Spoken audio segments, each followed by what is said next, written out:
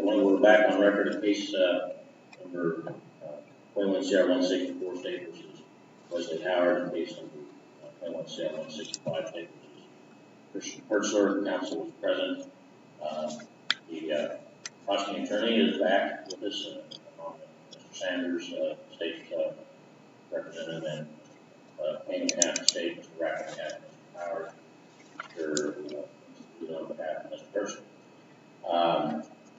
And the court had to adjourn the session yesterday after the episode we had with the prosecutor's situation, and the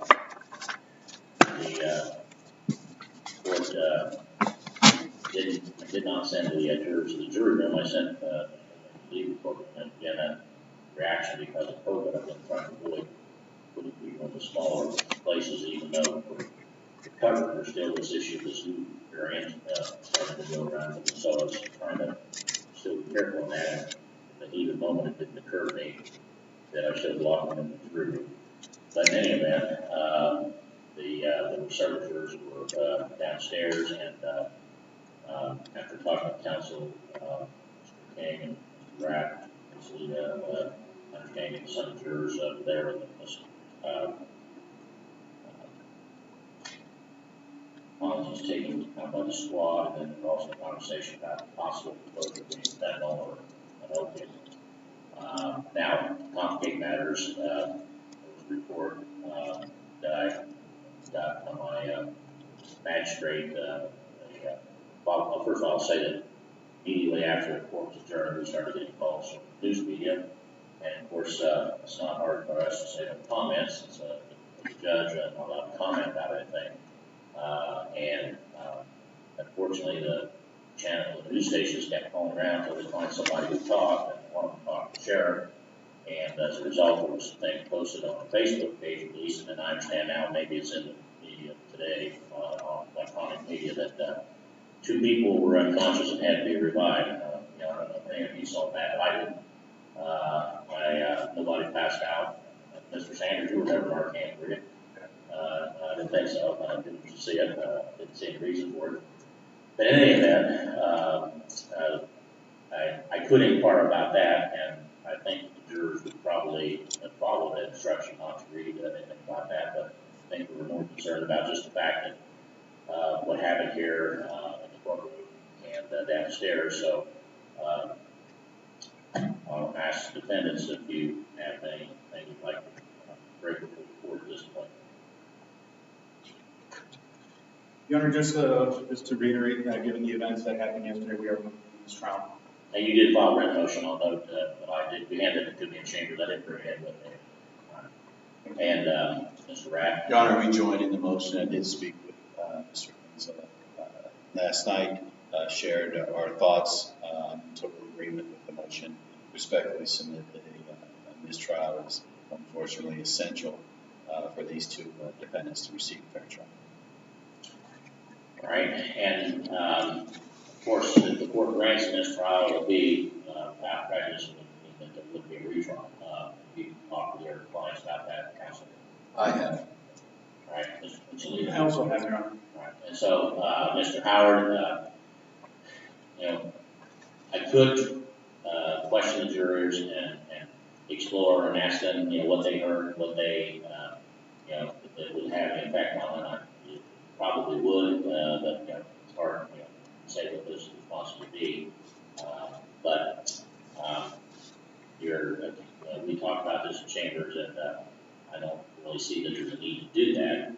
But again, you're in agreement with what your counsel is suggesting, and you understand that by this being a mistrial means there will be a retrial. We'll start from scratch and go through. Understand that? Yes, sir. Yeah. Okay.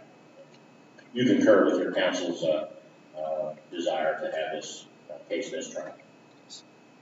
Right, and Mr. Hertzler, you talked with your attorney as well about this, and you understand again that I could try to question the jurors and determine if they would be able to set aside what they heard and saw yesterday, as well as asking if they read anything or heard anything about this. Hopefully they haven't.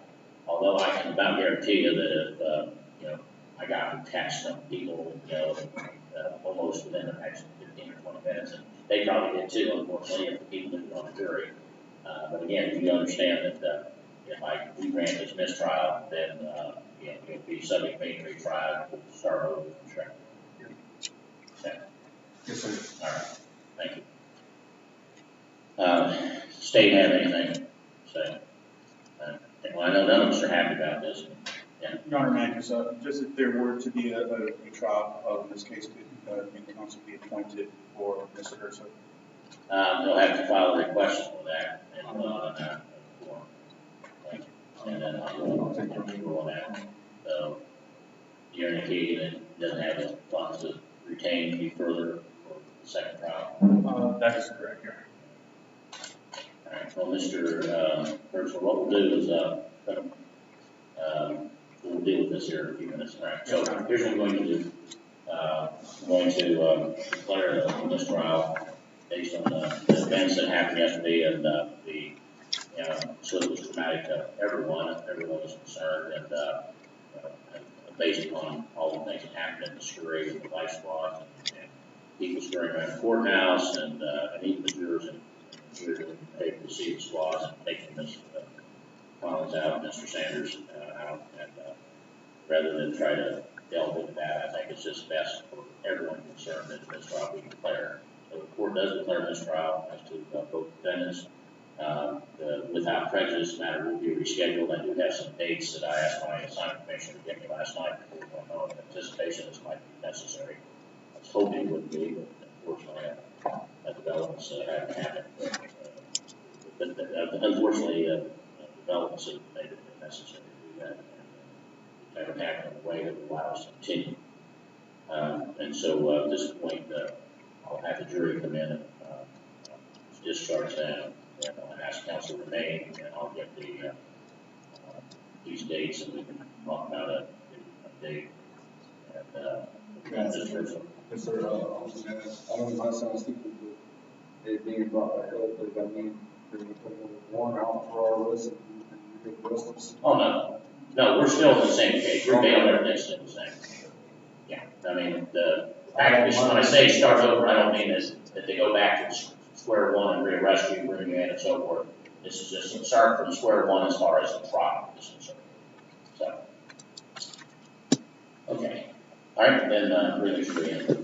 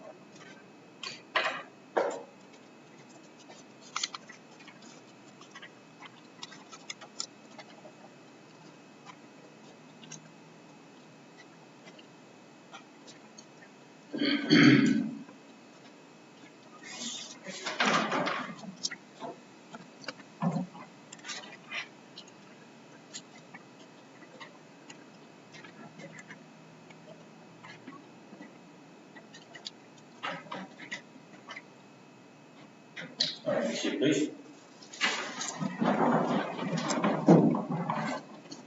All right, good morning, ladies and gentlemen. Thank you for all being here promptly, and we had to do a few things before we were going to the courtroom.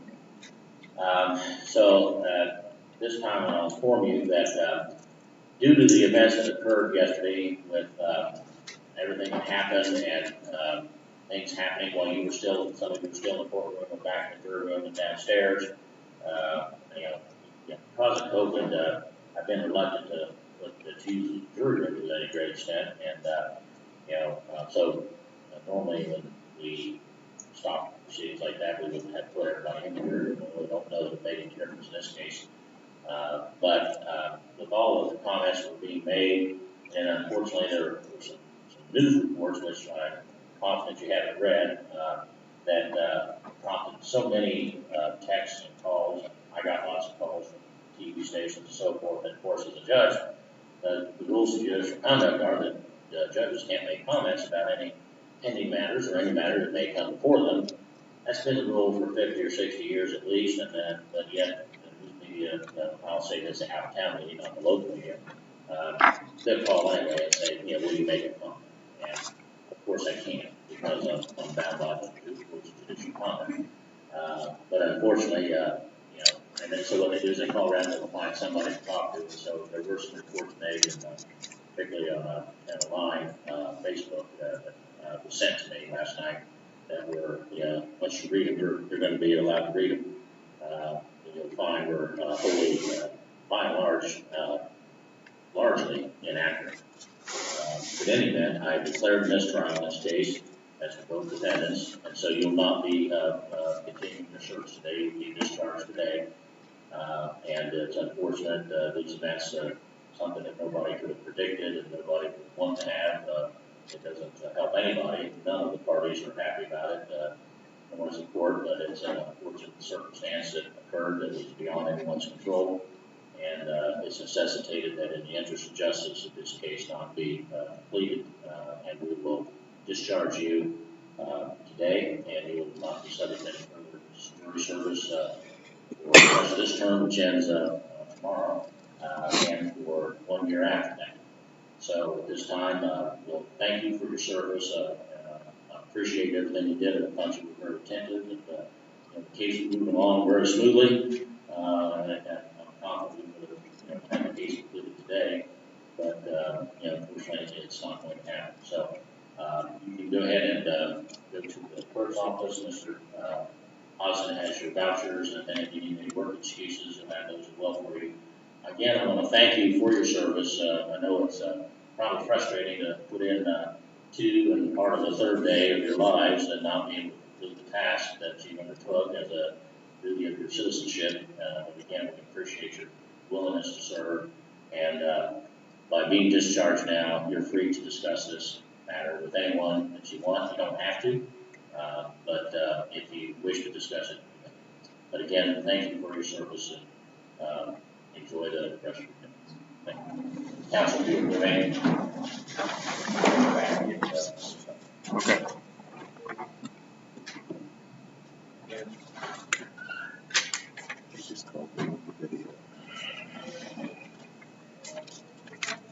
Come on. They love it so much they won't stop.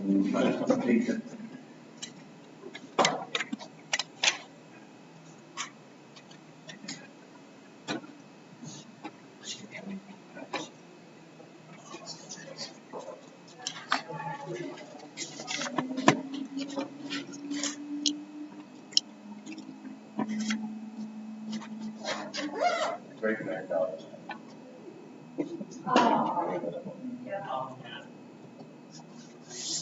Good.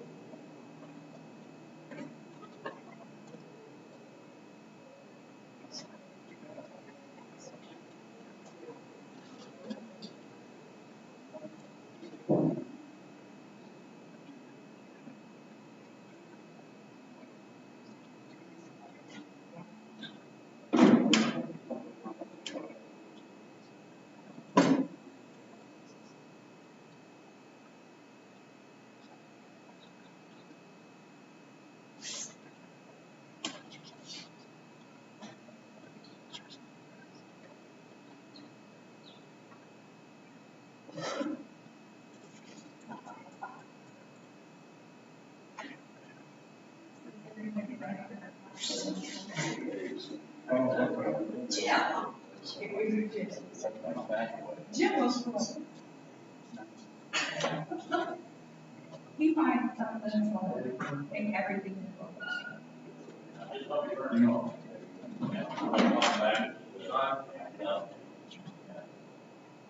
Thank you, sir.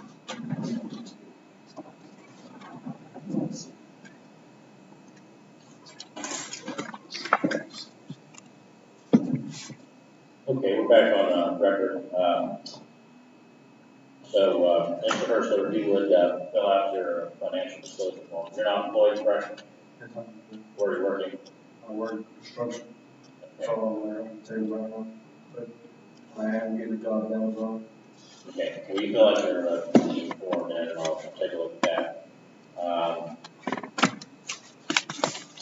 In terms of appointing council, are you aware of any conflicts with any of the local councils? He's appointed this Hafner initially. Who? Catherine. She was originally appointed? Okay, and then he hired Yes, her. yeah, but I know, I'm sorry, I know that, Kurt, Wagner, You say what I now? said, I know Kurt and Wagner, that's gonna be a conflict of interest. Okay, So, then you say they would be? yes, sir. Okay, no, thank you. All right. Oh, So as far as Lewis Happer doesn't have a conflict? it's Catherine. Yes, she does too.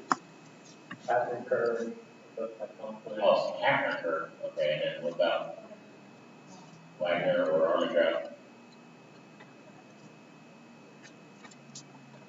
They've all represented Scottish South. They've all represented Scottish South.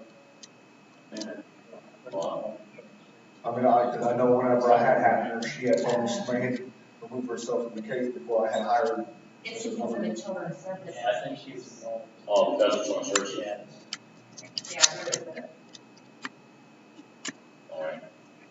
May I ask, like, how long is it gonna take before all this is started? Like, I know you said you gotta look at your calendar, but. Well, I'm in charge, let me just run I'm this, sorry, okay? no. All right, you just be quiet. All right.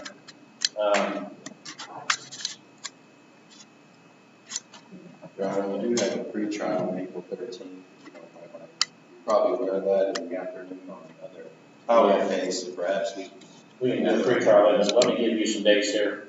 Since when I have to appoint a new attorney, the first dates I have available are May 9, but I think we need to go into June. And that gives us a couple of months. So, about June 13th. I cannot make that week. All right, how about July 11? Starting Monday? Yeah. Yes, sir.